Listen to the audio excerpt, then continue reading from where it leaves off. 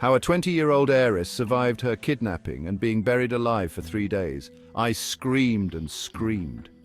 Barbara Mackle's 1968 kidnapping led an FBI search party to frantically dig to find her in a wooded area north of Atlanta.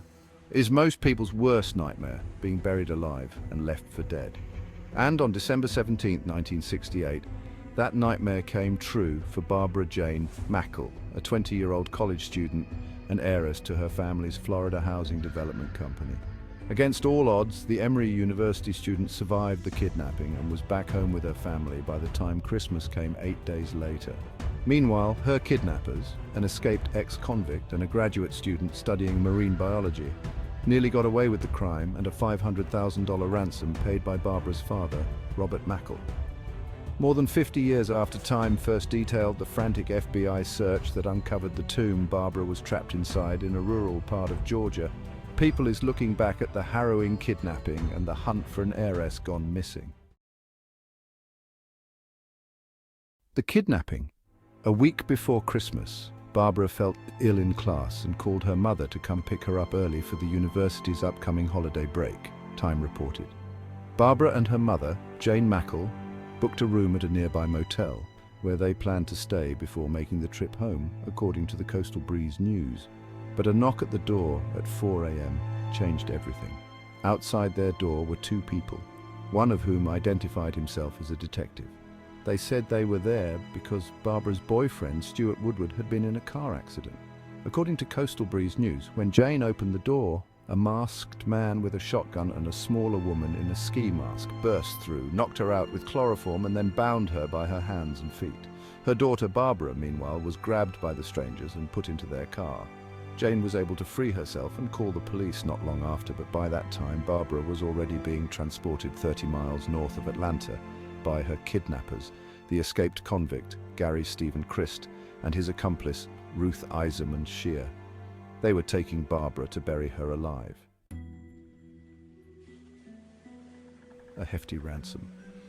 In an interview with UPI 20 years after the kidnapping, Christ's former parole officer, Tommy Morris, suggested that the prison escapee kidnapped Barbara and buried her alive, not for the $500,000 ransom he and Eiserman Shear demanded from the Mackle family, but for the challenge of keeping their victim alive underground. Nevertheless, Christ and Eiserman Shear demanded $500,000 from Mackle's family, who were heads of the Deltona Corps, a Florida-based development company that was reportedly worth $65 million at the time Barbara was taken in 1968.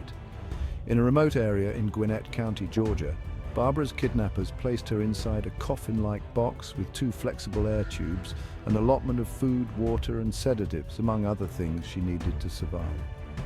Christ and Eiserman Shear buried the heiress 1.5 feet under the soil, according to Time, where she remained for 3.5 days until an FBI search team found her. He was looking for a rich, tough-minded female, Morris told UPI.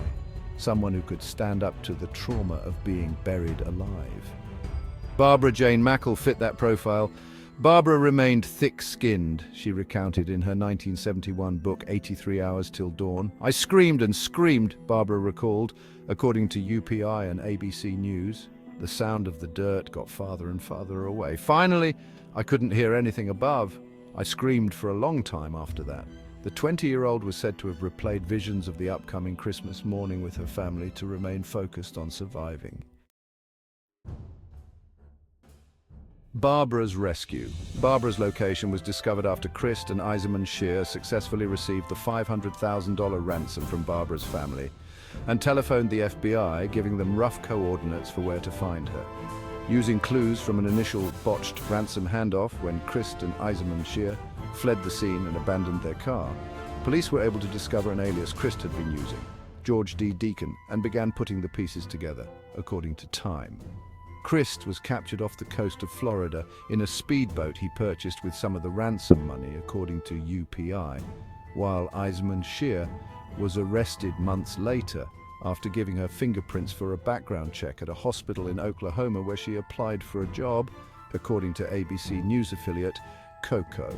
Eiserman Shear was deported back to Honduras, where she was from, while Christ was sentenced to life in prison, according to UPI. But 10 years later, Christ was released on parole and decades later landed a job as a licensed general practitioner in Indiana, according to ABC News. The Mackle family maintained that Barbara remained relatively unfazed by the trying ordeal, though she rarely made public appearances in the decades after, according to UPI.